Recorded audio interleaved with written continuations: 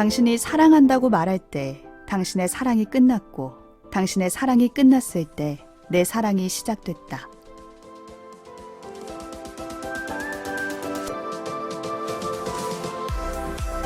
책도 읽고 넷플릭스도 보는 일석이조 취향 추천 팟캐스트 책플릭스. 오늘은 박찬욱 감독의 영화 헤어질 결심 속 한마디로 시작합니다.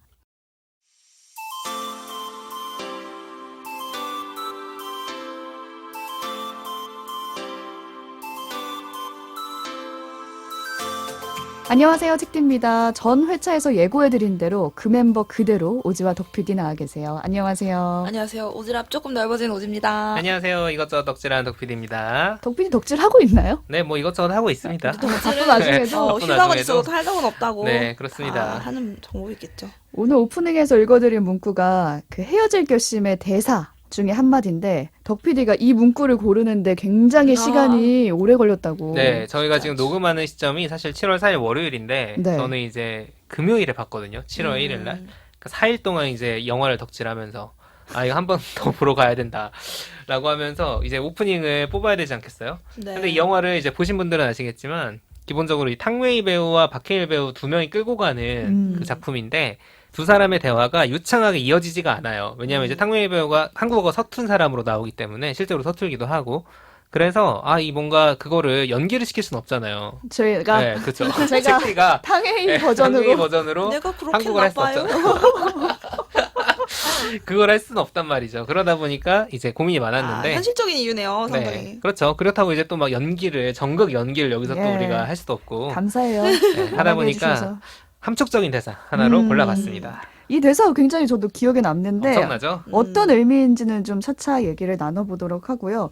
일단 헤어질 결심이 지난주에 개봉했기 때문에 아직 안 보신 분들도 많을 거예요. 그래서 스포일러가 없는 선에서 간단하게 줄거리 요약 해주시죠. 노스포 버전 줄거리 요약입니다. 네. 자, 헤어질 결심. 박찬욱 감독의 11번째 장편 영화고요. 사실 이게 올해 칸 영화제에서 감독상을 수상하면서 네. 관심을 모았어요. 그렇죠. 이제 평론가들이나 관객들 대부분 호평을 하고 있고 이제 칸 영화제 취재를 이은성 기자님이 다녀오셨는데 최고의 작품이었다라고 말하기도 하더라고요. 그 얘기를 들었으니 얼마나 기대를 했겠습니까? 그러니까요. 스크린 평점에서 유일하게 3점을 받았다고 하더라고요. 그래서 이제 이게 근데 막 한 달 뒤에 개봉한다고 하니까 음. 그 소식이 전해진 뒤에 사람들 모두 기다리고 있었는데 박찬욱 감독이 그때 수상 소감에서 뭐라 그랬냐면 박해일 탕웨이에게 보내는 저의 사랑은 말로 다 점점점 이렇게 끝냈단 말이에요. 애정 그러니까 듬뿍. 우리는 아무것도 모르는데 그러니까. 대체 박해일이랑 탕웨이가 무슨 영화를 뭔 짓을 만들어놨나 했길래. 저 기대를 자아냈죠. 한마디로 이 두 사람이 사랑하는 로맨스 영화 동시에 범죄를 다루는 스릴러물입니다. 범죄니까 이제 형사나 검사가 나와야겠죠. 응당 그렇죠. 그렇죠. 박해일이 연기한 해준이라는 캐릭터가 바로 형사고요. 해준은 부산에서 일하는 엘리트 형사예요. 그래서 어느 날 한 남성이 추락사한 사건을 맡게 됩니다. 근데 추락사라고는 해도 이게 사고인지 사건인지는 해봐야 알잖아요. 가서 이제 뭐 그냥 실족사인지 조사를 누가 해야죠. 죽였는지 조사를 해봐야 되니까 뭐 주변을 탐문하고 사정 청취도 하게 되는데 사망한 남성의 아내가 누구냐? 바로 탕웨이 배우가 연기한 설애입니다. 설에. 설애가 딱 등장을 하죠. 설애는 중국인이고요.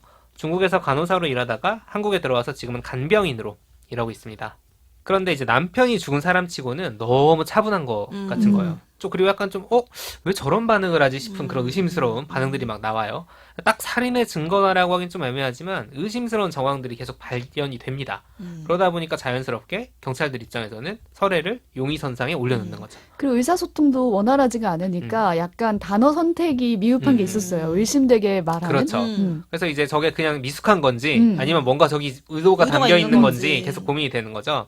그래서 이제 혜준이 취조실에 앉아서 신문도 하고 잠복수사를 통해서 설애를 지켜보기도 하고 또 주변 사람들에게 이 사람이 어떤 사람인지 탐문도 하면서 설애를 점점 알게 되는데 알면 알수록 이 설애라는 사람한테 자기가 동질감을 느끼는 거죠.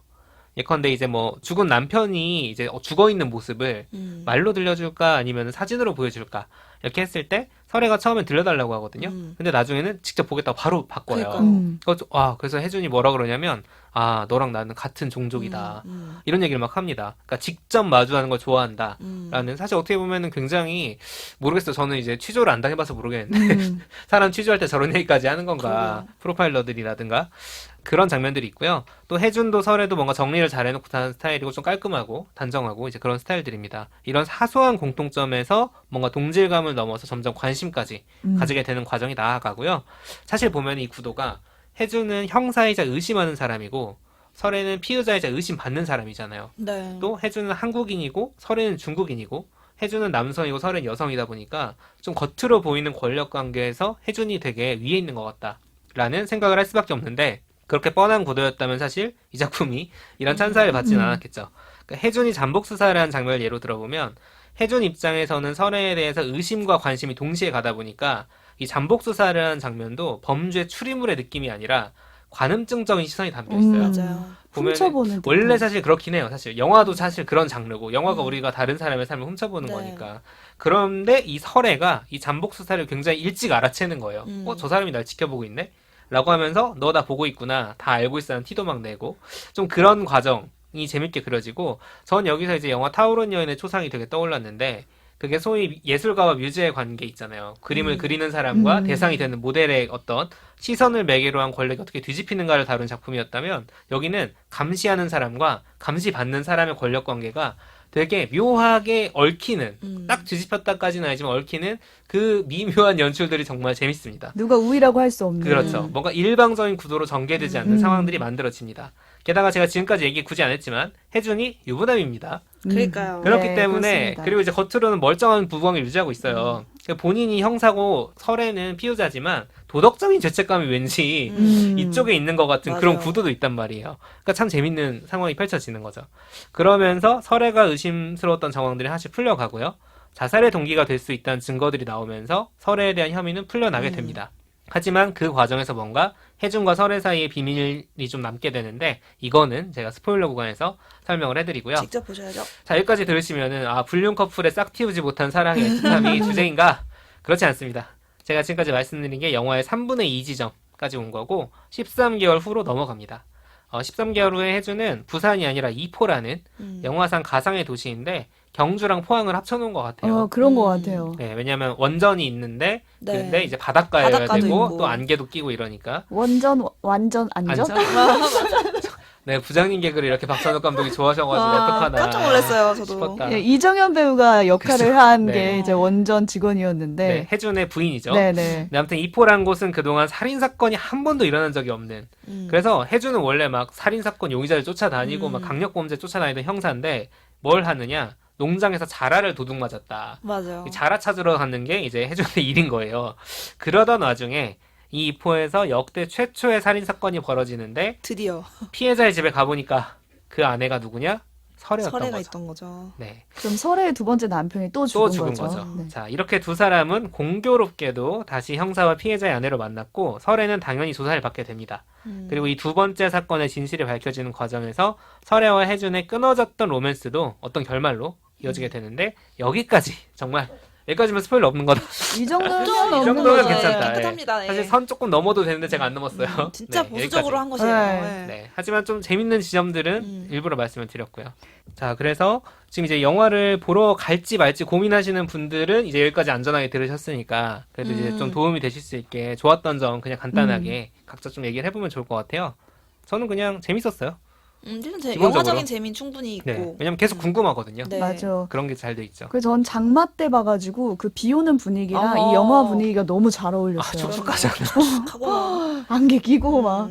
이런 구도는 굉장히 많잖아요. 어떻게 보면 형사와 피의자, 형사와 어떤 묘종의 여인, 뭐 치명적인 여자를 막 뒤쫓으면서 산부타타를. 점점 호기심이 생기고 그게 호감이 되고 이런 구도는 어떻게 보면 정말 달코 다른 정말 흔해 빠진 소재라고 생각할 수도 있는데 그거를 선택한 박찬욱 감독의 자신감이 또 있지 않겠습니까? 너무 색다른 그런 묘한 분위기를 연출하는데 성공했고 그다음에 단순히 이제 사랑에 빠져서 사랑을 한다는 이 단순한 이야기대로 절대 흘러가지 않았기 때문에 실마리를 쫓아가는 그 미로 속에 갇힌 듯한 느낌이 되게 체험이 됐던 것 같고 이 두 배우의 어떤 캐릭터 자체도 되게 묘한 원래 이미지를 갖고 있는 배우들을 썼기 배우들이에요. 때문에 둘 다. 이거야말로 힙한 영화다 이러면서 재밌게 봤고요. 안 보신 분들도 충분히 오락적으로도 재밌으면서 힙한 느낌도 낼 수 있는 일거양득의 영화다. 저는 그렇게 생각합니다. 그러니까 오지가 얘기해준 그 사랑의 과정을 이 범죄라는 구조에 넣어서 이게 풀어내는 게 사실 수사가 음. 상대를 의심하는 과정이잖아요. 그쵸. 네. 그게 관찰하고. 정말 기가 막히게 연애 초기 단계 심리랑 겹치는 비슷해요. 점이 있는 거예요. 알아가고. 네, 상대의 부호를 일단 계속 해석을 해야 되죠. 그리고 연애할 때는 이게 뭐 의심이라고 좀 그렇지만 우리가 상대방의 행동에 의미를 굉장히 크게 부여하잖아요. 아, 이 일이 없어졌는데 왜 답이 안 오냐고. 라는 정말 평소 같았으면 그냥 안 할 수도 있는 그러니까 건데. 상대가 날 사랑하는지 계속 확인을 그렇죠. 하는 거죠. 네, 뭔가 내가 이해할 수 없는 행동을 하면 불안하고 일거수일투족을 정말 다 보고 싶고 이제 그런 것들이 비슷한 게 있는 거고 저는 이제 결국 수사든 연애든 상대의 진위를 밝혀내야 다음 단계로 나아간다.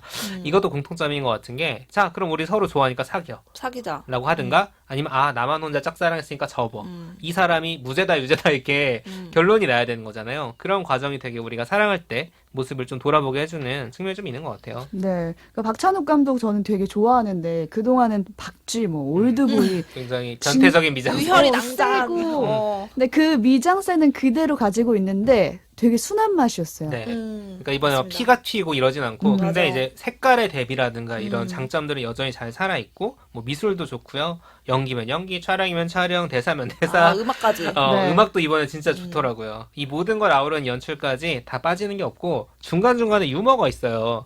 저희가 앞에 이제 완전 안전, 완전 안전. 완전 완전 안전. 약간 이게 소소 되게- 유머 있어요. 핵잼은 아닌데 그러니까 소소한 어이가 유머가 없잖아. 있어요. 어. 왜냐면 이게 긴장감이 굉장히 활시위처럼 팽팽하게 당겨진 상태에서 진행이 되다가 탁 하고 굉장히 어이없게 터지는 그런 장면들이 있고 뭐 아까 이제 책디가 얘기한 것처럼 좀 유혈이 낭자한 장면은 없지만 그 직전까지만 딱 갑니다. 우리 모두가 긴장을 해. 가위가 나왔네 이러면서 아, 저거 어떡하지? 찌르겠네? 어. 긴장을 하는데 뭐 오죽하면 어. 칸에서 이번에 왜 그런 센 장면이 없냐 어. 기자들이 이런 질문도 했다고 하죠. 이제 비추천 포인트를 제가 또 한번 찾아보면 약간 초반에 늘어진 측면이 있어요. 약간 이게 스릴러의 긴장감이 강하지 않기 때문에 하지만 스릴러적인 측면이 아니라 두 사람의 감정선에 집중해서 보신다면 정말 전혀 지루할 틈이 없고 또 신선한 연출이나 촬영 구도가 많아서 보는 맛도 좀 있고요. 제가 비추천하는 거는 불륜서사가 불편한 사람. 이러나 저러나 불륜은 안 돼. 라고 생각하시는 분들은 안 보는 게 나을 수도 있고요. 약간 어려운 영화 싫어하시는 분들도 좀 비추천일 것 왜냐하면 같아요. 코드가 되게 많거든요. 전 사이다 원하는 사람은 좀 답답할 수 아, 있다. 그럴 수 있죠. 사이다는 없는 영화기 때문에. 사이다가 명확한 게 없어서 명확한 대사가 없거든요. 네. 그래서 여기까지 보시고 이제 만약에 나는 봐야겠다, 안 봐야겠다 판단을 해보시고 저희가 준비한 이야기를 이어가 보도록 하겠습니다.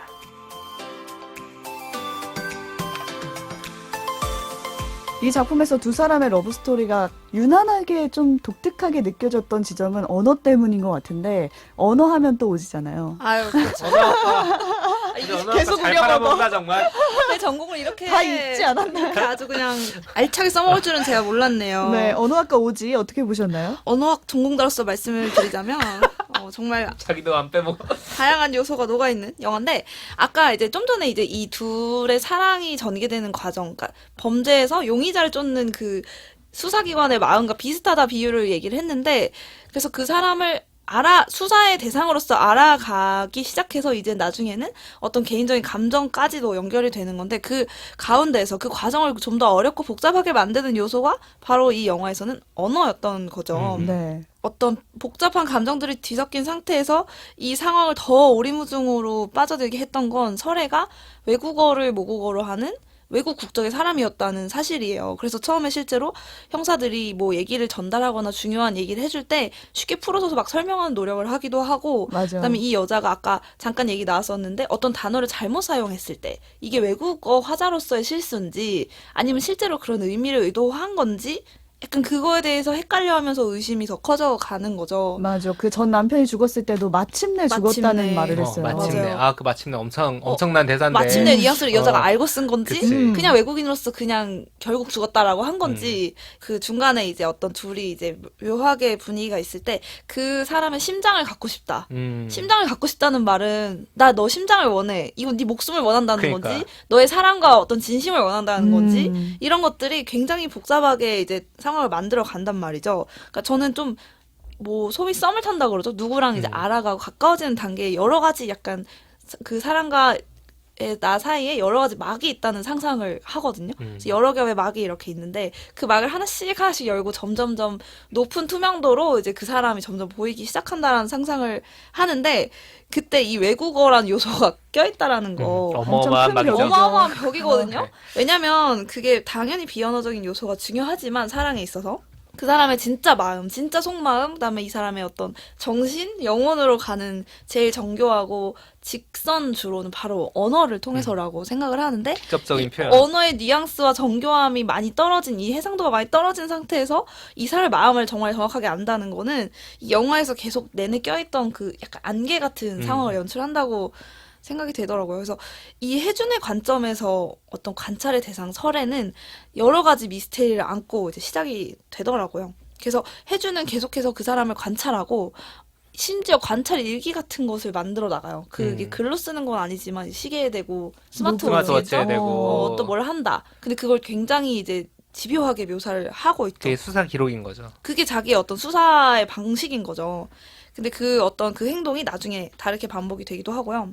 그리고 중요한 언어의 또 기능 중에 하나는 어떤 단어를 내가 사용한다고 할 때는 이 눈에 보이지 않는 세상과 생각을 이 단어를 통해 정의하는 거잖아요. 이 정의하는 행동이 되게 양면적이라고 또 저는 생각을 하는데 대표적인 예가 사랑한다는 말을 해서 사랑한다는 의미를 부여할 수도 있지만 이거에 해당되지 않는 의미는 사랑이 아니다라는 걸 내포하는 거예요. 그러니까 예를 들면 죽음이라는 거는 정의를 하면 삶을 반대로 배제하는 거죠. 의미적으로. 이게 의미론이랍니다. 됐고. 아무튼 어. 어떤 단어를 사용한다는 건 그 단어 밖의 개념과 구분 짓는다는 얘기인데 중간에 저는 가장 인상 깊었던 장면이 이 우리 오프닝에서 마침 찰떡같이 덕PD가 골라온 당신이 날 사랑한다고 말했을 때라는 대목이었어요. 혜주는 굉장히 혼란스러워해요. 내가 언제 사랑한다고 말을 했던가? 왜냐면 사랑이란 단어는 안 나오니까. 네, 내가 너한테 언제 사랑해라고 말을 했지? 라고 굉장히 혼란스러워하는 장면이 나오지만 그 설에는 확신을 갖고 있어요. 너는 나한테 사랑했다고 말했다. 그 말은 뭐냐면 어떤 혜준이 설애한테 보여줬던 행동이나 어떤 모습들을 통해서 설애는 분명히 그거를 날 사랑한다라고 말했다고 해석한 그렇죠. 결과였고 그걸 계속해서 반복해서 뭔가 그걸 계속 떠올리고 곱씹어 본단 말이에요. 그래서 사랑한다는 말을 사용하지 않고도 사랑이라는 마음이 가 닿았던 게 아닌가. 이 둘의 사이에서는 그 사랑이란 단어 자체가 어떻게 보면 해체되고 무너지는 사랑을 했던 것이 아닌가 싶어서 그 장면이 굉장히 좀 묘한 기억이 남았어요. 연인들 사이에 사랑이라는 단어를 사용하지 않고 사랑을 표현하는 그런 걸 한번 해보면 되게 좋다라는 걸 본 적이 있어요. 사실 오늘 제가 그거 우리 질문으로 가져올까 하다가 여기서 진짜 닭살 대잔치 벌어질 것 같아가지고 못해. 그런 건 저희가 우리는 못합니다. 네, 보이콧 할 거야. 집에서 한번 해보세요, 청취자 여러분들. 근데 이게 중요한 게 떡볶이라는 단어를 쓰지 않고 떡볶이를 묘사해 보세요. 그러면 생각보다 어렵거든요. 그쵸. 죽고 싶지만 먹고 싶고. 그 떡을 이용해서 어떻게 만든 그런 소울푸드 어렵죠, 약간 예. 어렵단 말이죠. 그래서 이 단어를 경유하지 않고 자기의 마음을 어떻게 보면 자기도 모르면서 해주는 표현을 했던 거죠. 우리 모두 알고 있어요. 그리고 관객들은 심지어 이 대사는 뭐가 문제적이냐면 대사가 정확히 이거였죠. 당신이 사랑한다고 말할 때 당신의 사랑이 끝났고 당신의 사랑이 끝났을 때 내 사랑이 시작됐다고 하는데 사랑한다고 말할 때랑 우리가 그 아는 그 타이밍이 있는데 네. 그 타이밍 전에 이미 사랑하고 있었고 이미 감정에 달했고 네. 그 감정들은 그리고 그런다고 끝나지도 않았어. 심지어 혜준의 사랑이 그 뒤로도. 그리고 이미 설에도 그 전부터 혜준 좋아하고 있었잖아. 우리 모두 다 알고 있거든요. 근데 왜 저런 말을 하는 거야? 이러면서 또 마음이 아파하는 거지. 사랑이라는 단어를 경유하지 않는 이 사랑의 방식은 반대 방향으로도 나타나는데 설애가 이제 한국어를 서툴게 사용함으로써 굉장히 해주는 혼란과 어떤 막 헷갈리는 상황들을 많이 겪잖아요. 근데 그렇기 때문에 더더욱 이 단어 하나에 더 많은 의미를 부여하고 그 단어를 더 많이 생각해 보는 거죠. 계속 곱씹는 거죠. 네, 그건 마치 처음에 제가 얘기했듯이 외국어 하다기 때문에 단어를 서툴게 사용했을 때 보통 한국 사람이 얘기했으면 그렇게 생각 안 했을 것도 중국 사람이 그렇게 얘기했으니까 이게 의도가 어떤 거고 어떤 의미 상황에서 이 사람이 사용했을까? 반대로 내 말을 이렇게 표현하기 위해서는 어떻게 전달해야 더 저 사람이 이해를 할까를 한 번, 두 번 더 고민해 봤기 때문에 이 둘의 관계에서도 이런 사건들이 일어납니다. 그러니까 이 설애의 표현이 언어적으로 명확하지 않았기 때문에 해주는 설애를 해석하는 데 있어서 굉장히 많은 고민과 시간을 쓰거든요. 더 중국어도 막 적극적으로 배워요. 관찰하고. 맞아. 중국어 회화도 배워요, 심지어. 네. 그래서 간단한 말을 막 중국어로 하고 중국어 요리를 막 나름대로 해주고 자기가 이 사람을 바라보는 그 감정을 해석하는 데 있어서 어떻게 보면 해주는 자기 아내에 대하는 것과는 비교할 수 없을 정도로 정교하게 고민하고 더 적극적으로 개입하고 막 그걸 막 곱씹어보고 이런 과정이 결국 사랑의 깊이감을 가져오지 않았을까라는 생각이 좀 들었어요. 그래서 어떻게 보면 불편한 생겼잖아요. 우리 소통에 불편함이 음. 생겼다.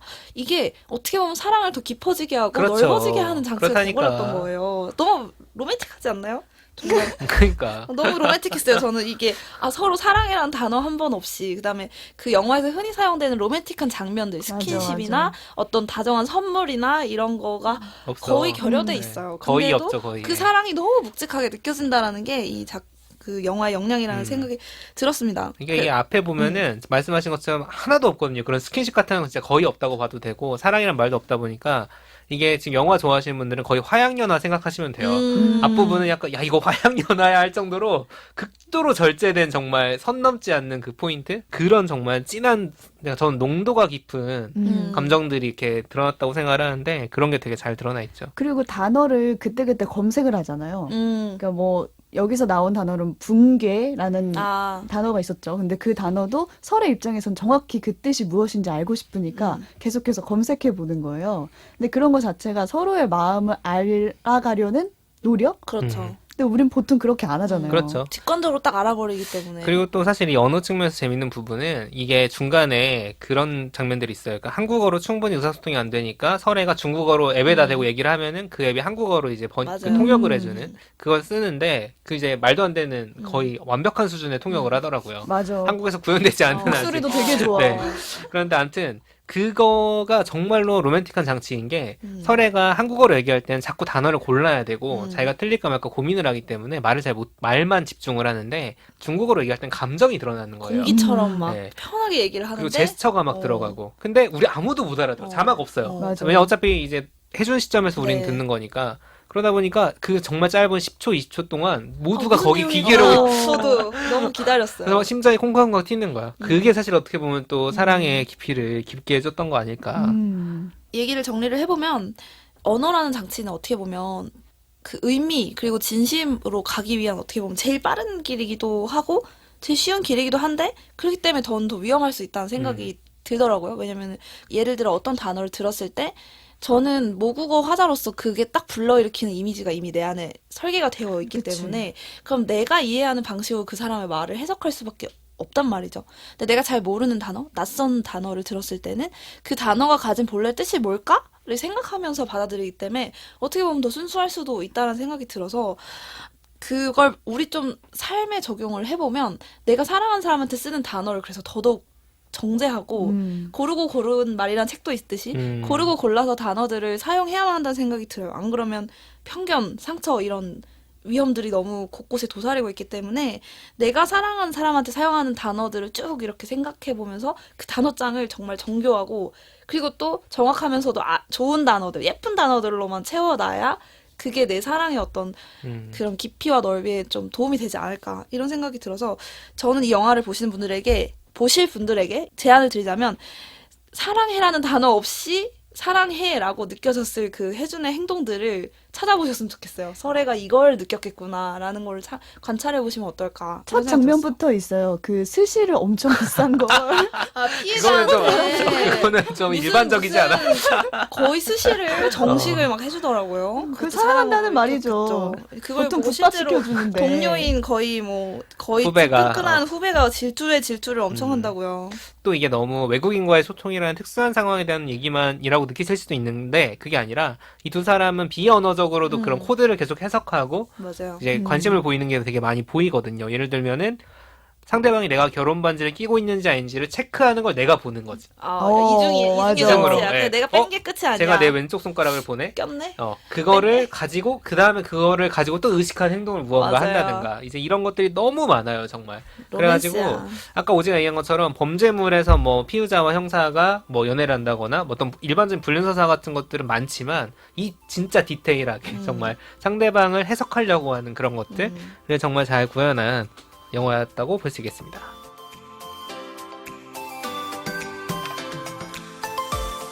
저 같은 경우에는 제목에 대한 얘기를 좀 해보고 싶은데 제목이 헤어질 결심이잖아요. 근데 박찬욱 감독이 같이 각본을 쓴 정석영 작가랑 이 얘기를 하다가 그냥 나온 맞아요. 제목이라고 하더라고요. 제목이 너무 좋은데. 제목에 대한 해설을 이렇게 했어요. 보통 사람들이 결심을 하고 나면 성공하는 일이 드물다. 그래서 뭐 다이어트 결심 뭐 이런 거 있잖아요. 번아웃에 빠지지 박찬욱 않겠다. 감독도 사람이었어. 그래서 결심이란 단어는 실패랑 곧장 연결된다라고 느꼈다는 거예요. 네. 이 말에서 좀 예상이 되는 게 영화에서도 누군가 헤어질 결심을 하지만 실패한다라는 거죠. 오지랑 더피디도 혹시 사람이 꼭 아니더라도 어떤 것과 헤어질 결심을 한 적이 있었습니까? 근데 쉬운 일이면 결심하지 않잖아요. 그렇죠. 어려운 일이니까 결심이 필요한 거 아니에요? 하루에도 수없이 결심을 하는데 저는 요새 결심한 거 있어요. 운전대가 결코 내 인격을 망가뜨리게 맞아. 하지 말자. 운전을 시작했네, 오지가. 네, 근황이요. 근황 그 사이 아, 사이에 제가 그러네. 차를 가지고 출퇴근하는데 제가 정말 평소에 화가 많은 편이 아닌데도 운전대만 잡으면 필요 이상으로 되게 화를 내고 욕을 하고 그래서 제가 운전대를 붙잡고 막 기도를 해요. 제가 이 운전대 때문에 내가 사고 안 나는 건 당연히 중요한데 내 인격도 사고가 난단 말이에요. 때때로 막 이 혼자서도 막 튀어나오는 상황에 이르러서 그래서 저는 매일 하루에 2번이죠 최소 출퇴근이니까 결심을 진짜 많이 하거든요. 늘상 실패하고 평화로운 날이 많지 않아요. 운전이 어떻게 보면 진짜 중요한 결심의 무대다. 그렇죠. 안전 운전할 결심과 내 인격을 지켜야 내 될 결심. 인격을 지켜야 되는 결심. 그렇죠. 인간다울 그때 결심. 내가 사람답게 좀 살아보자. 내 영혼을 더럽히지 말자. 네, 저 요새 정말 결심 아, 많이 하는데 저는- 잘 물어보셨네. 저도 매일 아침 결심하는 게 이제 빵을 먹지 말자. 빵하고 헤어질 결심. 빵하고 그거 근데 쉬운 일 진짜 아니죠. 불가능해요. 정말. 그래서 이제 워낙 그 수치 같은 게 나오잖아요. 건강검진 네. 하면은. 또 제가 이제 아침 방송 오래 하다 보니까 좀 신경을 쓰는 수치들이 몇 개 있어요. 근데 이게 한번 조금 정신 놓고 매일 먹다 보면 맨날 빵만 먹는 거야. 아침을. 빵 되게 좋아하시더라고요. 빵 좋아요. 그리고 제가 오죽하면 별명이 효모 덕후여가지고 맞다.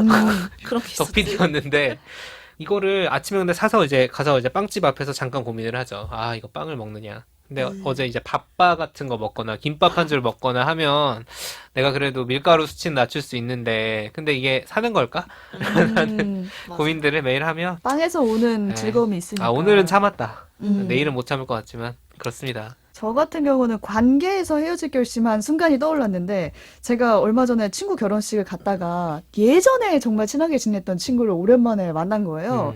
근데 그 친구를 보니까 딱 옛날 생각이 나면서 내가 진짜 이 친구를 되게 좋아했었는데 어떻게 이렇게 연락을 안 하고 지냈었지? 이런 생각이 나면서 과거의 일이 떠올랐는데 이 친구가 저에게 있어서는 되게 지켜주고 싶은 친구였어요. 어디 가서 뭔가 피해 안 당하게 아니면 큰일 당하지 않게 지켜주고 싶은 친구였던. 물가에 내놓은 자식 같은. 그런 약간 캐릭터가 그룹마다 하나씩 있잖아요. 그랬는데 어느 순간부터 이제 약속을 한 번, 2번 어기니까 저 스스로 결심을 했던 것 같아요. 더 이상 이 관계를 이어가지 말자. 야 무섭다. 근데 생각 잘하자. 왜 그렇게 속상한 일이 있었어요? 그 속상한 일이 되게 반복됐고 이게 한쪽만 이렇게 하는 느낌이 드니까 친구임에도 그럼 그렇지. 불가능하고 맞아. 이 친구임에도 불구하고 자꾸 서운한 마음이 드는 거예요. 들죠. 근데 이게 지속되면 뭔가 안 될 것 같다는 생각에 그만 마음을 써야겠다라고 결심을 했던 때가 있었거든요. 근데 결국에 생각해보면 누군가나 아니면 혹은 무언가와 헤어진다는 결심은 어쩌면 그만큼 내가 좋아했다라는 고백 같은 거예요. 그렇죠. 맞아요. 그동안 마음을 썼던 대상이니까 이제 결심을 하지 않고서는 헤어질 수가 없는 거죠. 근데 혜준도 헤어질 결심을 하는데 이 영화에서는 되게 직접적인 대사가 안 나와요. 아까 오지가 말했듯이 뭐 사랑한다는 말도 딱히 언어로 안 나오고 헤어지자는 말도 딱히 안 나와요. 그냥 상황으로 봤을 때 헤어짐을 결심하는 장면들이 있는데 거기서 혜준이 건넨 말들은 그냥 이런 거예요. 내가 여자에 미쳤었다. 아니면 내가 붕괴됐다. 뭔가 이런 말을 헤어지자는 말을 대신해서 그냥 하게 되는 거죠.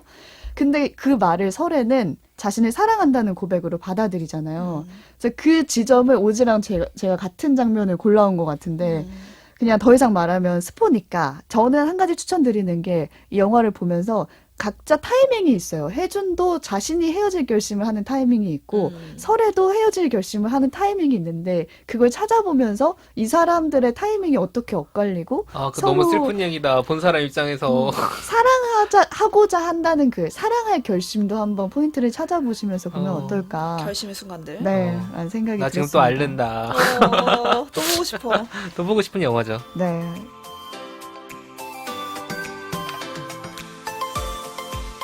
자, 그러면 이제 다 풀어드리겠습니다. 이제 속 시원하게. 속 시원하게. 자, 보신 어떻게 분들만 이렇게 남으세요. 우리가 슬퍼하는가 이렇게 알든가. 보신 분들만 남으시고 이제 나는 결말 다 알아도 된다 라는 음. 분들만 남아서 들어주시면 되겠습니다. 이제 안 볼 거다. 네, 자 갑니다. 자, 13개월 후로 가기 전에 먼저 꼭 얘기해야 될 게 있습니다. 부산에서 있었던 첫 남편의 사망이죠. 첫 남편 사망의 진실. 알고 보니 이 남편은 설애가 죽였습니다. 범인도 속 시원하게. 서로였어요. 기도수 씨. 아주 속 시원하게 말씀드리면 설애가 계획한 범죄였던 거죠. 근데 이제 그냥 죽인 건 아니고요. 이유가 있죠. 네, 이유가 있죠. 설의 남편은 외국인 출입국 관리하는 사람 중에 한 명이었는데 설애와 함께 입국한 사람들이 모두 송환됐어요. 근데 설애만 한국에 남을 수 있게 도와준 거죠. 이 정황도 혜준이 원래 설애를 의심하는 이유 중에 하나긴 했습니다. 그런데 이 남편이 그 불안정한 지위를 빌미로 그동안 설애에게 가정폭력을 휘둘러왔고 경찰은 이 문제를 심각하게 받아들이지 않고 설상가상으로 남편이 설애를 그럼 돌려보내겠다는 협박까지 하게 되니까 설애가 이제 참다가 범행을 저지른 거죠. 문제는 혜준이 이걸 알게 된다는 거예요. 경찰로서 어떻게 했어야 됐냐. 그렇죠. 그리고 그러니까 엘리트 형사라고 했잖아요. 그렇죠. 맞아. 근데 어쨌든 풀어내요. 풀어냈는데 결과적으로 알게 됐는데 이제 이게 사건은 공식적으로 이미 종결이 된 거예요. 사고로 종결이 된 사고 또는 자살로 종결된 후에 이 사실을 알게 됐지만 자기가 설애에게 가지고 있던 감정 때문에 내가 이걸 밝혀내지 못했다는 그 자괴감. 그리고 심지어 나중에 어떻게 되냐면 설애가 증거인멸하는 걸 사실상 방조하는 상황이 된 거예요. 자기가 가지고 있다. 도와주죠. 어떻게 그렇죠. 보면. 그러다 보니까 이 설애한테 이렇게 말합니다. 나는 완전히 붕괴됐다. 그러니까 이게 결정적 장면이에요. 영화를 네. 보시면 이 장면이 정말 결정적 장면인 게 자기가 지금까지 뭐 품위를 지킬 수 있었던 거는 자긍심 있는 경찰이었기 때문인데 그 모든 게 다 무너졌다는 얘기를 하는 거죠. 그리고 이렇게 얘기합니다. 설애에게 마지막 남은 증거라고 할 수 있는 이 마지막 대화를 녹음한 휴대폰이 있어요. 이거를 바다 깊이 멀리 던져버려라. 아무도 찾지 못하게. 이렇게 얘기하고 떠나요. 그게 이제 앞서 책디가 얘기한 것처럼 떠나는 과정이었던 거고 그거를 설애는 사랑으로 받아들이고 이것이 사랑. 네, 그렇죠. 13개월이 흘러갑니다. 그래서 이제 부산에서 이포는 그 혜준이 원래 주말 부부였는데 이제 아내가 있는 곳이고요. 혜준이 부산에서 이포로 정근을 간 거예요. 자, 그 뒤로는 이제 앞서 말씀드린 것처럼 설애가 새로운 사람을 만나서 결혼을 살고 있어요. 근데 이 남편도 만만치 않은 쓰레기입니다.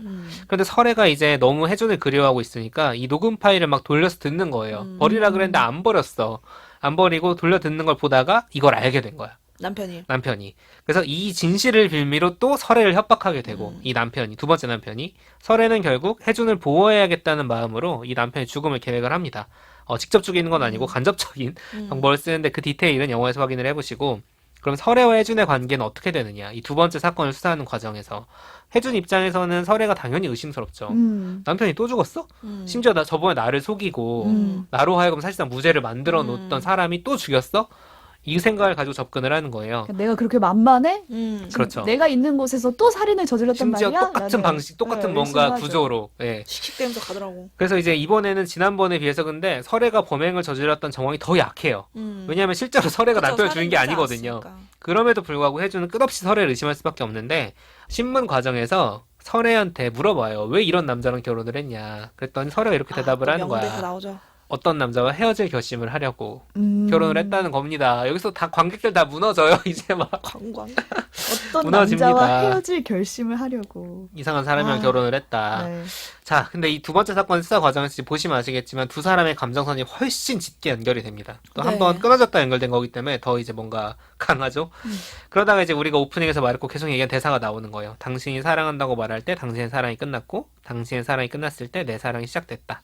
이게 이제 붕괴됐다라고 하는 그 부분을 말하는 건데 관객들은 모두 알고 있어요. 그 아까도 말씀드린 것처럼 그 붕괴된다고 말했을 때 혜준의 사랑이 그때 끝난 게 아니었거든요. 맞아요. 그리고 혜준도 지금 13개월째 열병을 앓고 있었어요. 계속 헤어지는데 생각하면서. 결심을 실패한 거죠. 결심은 결심은 했지만 실패한 거지. 실행이 안 된 거지. 그리고 이제 설의 사랑은 그 전에 훨씬 먼저 시작이 됐었고 딱 봐도 좋아하고 있었거든요. 아무튼 이제 그런 것들을 보여주고 이 두 번째 사건도 결국에는 남편을 죽인 범인이 따로 밝혀지고요. 설애는 혐의를 벗게 되지만 혜준은 첫 번째 사건 때와 마찬가지로 또 설애가 이 모든 죽음의 배후에 있다는 거를 자기만 알게 됩니다. 근데 심지어 그냥 배후에 있는 게 아니라 그 이유가 자기를 보호하기 위해서였다는 걸 알게 됩니다. 그래서 이제 설애에게 전화를 걸어서 이 사건의 모든 진실을 확인하는 게 영화의 마지막 장면으로 달려가게 되고요. 자, 그 마지막 장면은 뭐 그냥 다 말씀을 드리면 스포 구간이니까 설애와 이제 그 혜준이 전화를 통해서 계속 얘기를 나누면서 두 번째 사건의 진실이 다 드러납니다. 그래서 이제 혜준은 설애를 계속 찾아 헤매고 있죠. 뭐 위치 추적이 되는 뭔가 마침 있어가지고 따라가고 있는데 설애가 이제 바다로 가요. 바다로 터벅터벅 걸어가서 갑자기 양동이를 들고 땅을 파기 시작합니다. 그 모래를 다 네, 퍼내는 모래를 거예요. 막 퍼내는 거예요. 그래서 아 저기 혹시 뭔가 저 파묻으려고 숨겨놨나? 그러나? 핸드폰 묻으려는 줄 알았어요. 핸드폰 저기다 묻어놓으면 떠오를 텐데 이런 생각을 하면서 보게 되는 거죠. 근데 설애가 그걸 다 판 다음에 이제 어떻게 되느냐? 거기에 자기가 들어가는 거예요. 소주병을 하나 들고. 소주병 들고 진짜 꼬량주 아니야? 꼬량주? 내가 혹시 꼬량주 취한다고 거기서 잠들 수 있겠어. 야 깜짝 놀랐어요. 에이, 에이, 뭐지? 설마 다른 설마, 관점에서 설마. 보려고 그런 거겠지. 에이 설마 이런 생각을 하면서 광역들이 보고 있고요. 그리고 물이 점점 들어와요. 물이 점점 들어오는데 이미 사실 이제 설애 핸드폰은 끊겼고 혜주는 설애가 마지막으로 차를 대놓은 그 지점까지 쫓아왔지만 없어. 못 없고 막 찾는 못 거지. 찾고 그러면은 바다를 뒤져야 되는데 그 넓은 정말 바다 바다의 해변가를 자기가 막 쫓자면 하는데 물은 점점 들어오고 있어요. 점점 들어와서 결국에는 그 웅덩이가 다 물로 차 물로 차는 지점까지 왔을 때도 혜주는 못 찾습니다 설애를. 네. 근데 우리가 설애가 그래서 죽었는지 뭐 그 나중에 나와서 어떻게 됐는지 그건 알 수가 없어요. 그건 관객의 상상의 영역이긴 하지만 이게 이 작품의 그냥 결말이 되는 거예요. 미제인 거죠. 네, 이 사람은 그래서 어떻게 매듭이 지어지냐? 매듭이 안 지어진 채로 끝나버렸어요. 그렇죠. 아름다운 바다와 함께.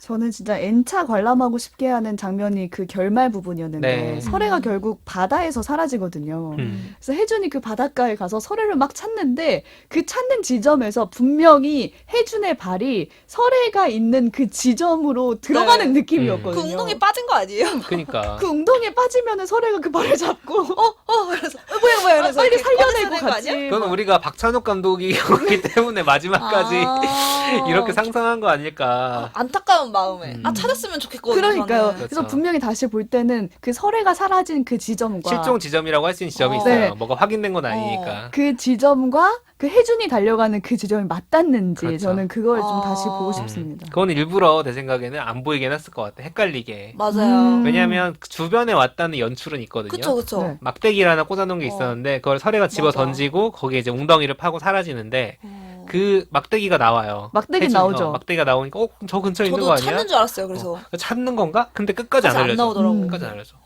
심지어 그래서 이제 근데 우리는 설애가 살았는지 죽었는지 사실 영화가 보여주진 네. 않아요. 그냥 네. 짐작만 하는 거지 각자 근데 생각을 저는 가지고. 그래서 더 생각났던 대사가 아까 그 결국 나는 그래서 당신의 미결 사건이 되기로 했다.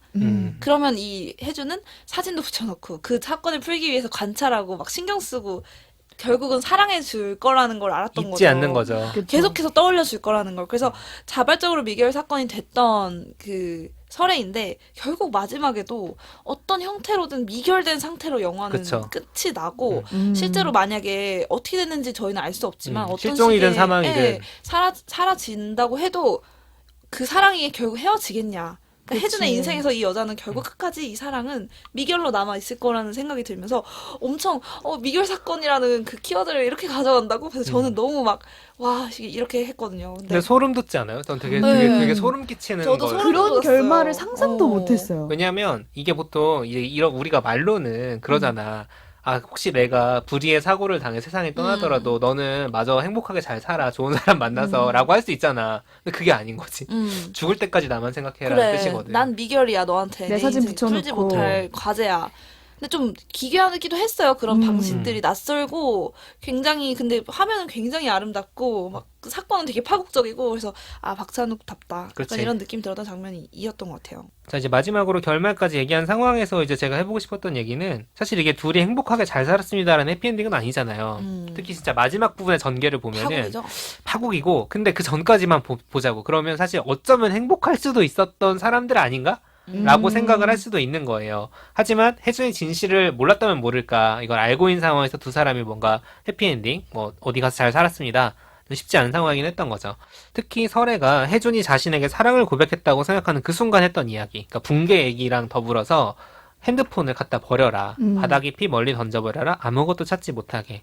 이 얘기를 설애가 되뇌면서 그 웅덩이 속으로 들어간단 말이에요.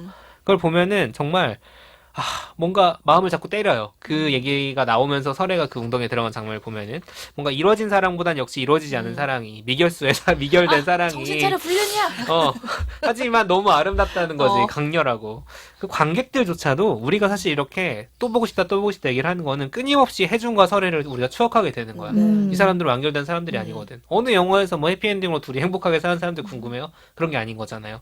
어쩌면 그런 것조차도 사랑의 한 형태일 수 있겠다라는 생각이 들었고, 붕괴를 사랑의 표현으로 이해하는 건 저는 되게 합당하다고 생각했어요.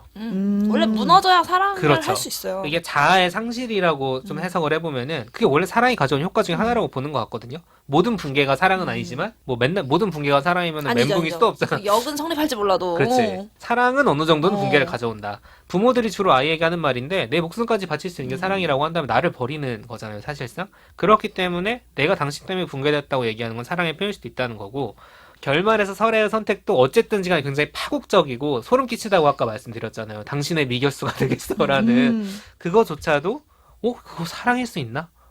라는 생각을 우린 하게 되는 거죠. 사랑이 어떻게 보면 극단적인 한 형태가 그치. 될 수도 있는 거고. 일종의 뭐 왜곡된 소유욕 같은 걸 수도 있을 거고, 좀 이렇게 낭만적으로 사랑은 정말 그렇다고 해서 오묘하고 복잡하고 대단하구나라고 넘기기에는 사실 되게 문제적인 지점이 있어요.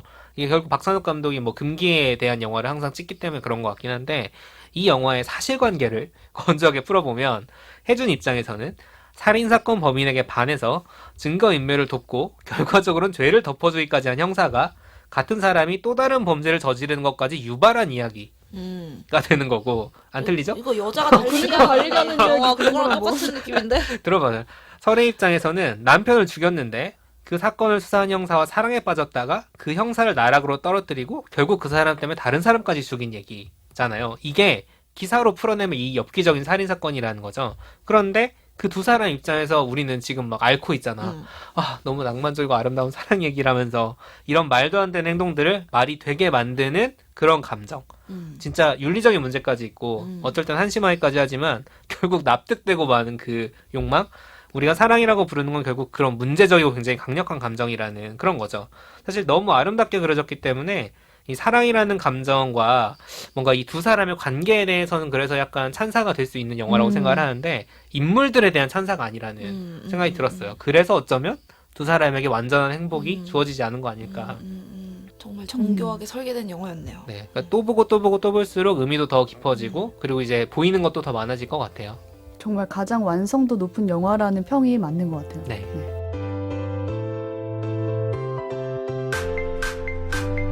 책도 읽고 넷플릭스도 보는 일석이조 취향 추천 팟캐스트 책플릭스. 오늘은 박찬욱 감독의 영화 헤어질 결심으로 이야기 나눠봤는데요. 마지막으로 오랜만에 한 줄 평 해볼까요? 오지부터? 진짜 오랜만에 떨리네요. 저는 이렇게 정해봤어요. 표현할 결심. 오. 잘 만들었어요? 괜찮았어요? 나도 조조볼 아빠. 결심이라고 해서 녹음할 결심이라고. 왜냐면 제가 아까 얘기했지만 결국 정의라는 거는 적극적인 개입이 이제 일어나는 일이기 때문에 어떻게 표현하는가는 곧 그걸 어떻게 내가 해석하느냐의 문제고, 누군가를 어떻게 해석하느냐가 내가 어떻게 사랑하느냐에 영향을 줄 수밖에 없기 때문에 어떻게 표현하는가에서 사랑이 출발한다라고 생각이 들어서 이 영화는 그 모든 표현에 대한 이야기를 덕지덕지 해주고 있지 않나 이런 생각이 맞아요. 들어서 정의를 해봤습니다. 저 같은 경우는 수사라는 게 사랑과 한 끗 차이라고 우리가 얘기를 했었잖아요. 거기서 그냥 나온 말로 의심은 마침내 사랑이 된다. 이렇게 가겠습니다. 마침내. 영화 카피 같아. 네, 그냥 마침내. 마침내. 덕피디는요? 저는 당신 마음 깊은 곳에 나를 던졌다.